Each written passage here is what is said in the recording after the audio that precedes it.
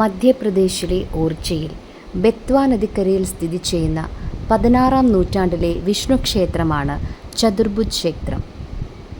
കോട്ടയുടെ ആകൃതിയിലുള്ള ഈ ക്ഷേത്രം ക്ഷേത്രവാസ്തുവിദ്യയും കൊട്ടാരശൈലിയും ചേർന്നതാണ്.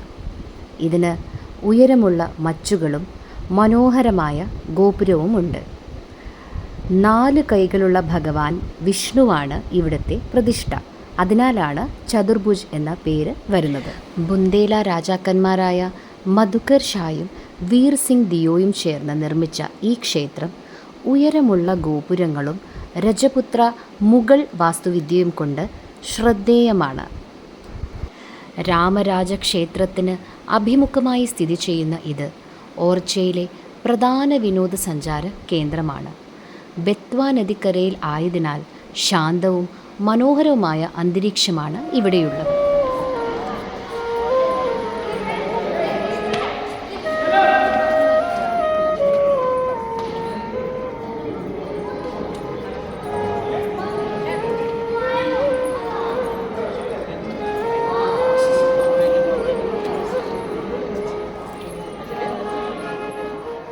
അങ്ങനെ അദ്ദേഹത്തിൻ്റെ പുല്ലാങ്കുഴൽ വായനയൊക്കെ ആസ്വദിച്ച് ഞങ്ങൾ യാത്രയായി. വീഡിയോ ഇഷ്ടപ്പെട്ടെങ്കിൽ ലൈക്കും സബ്സ്ക്രൈബും ചെയ്യണേ.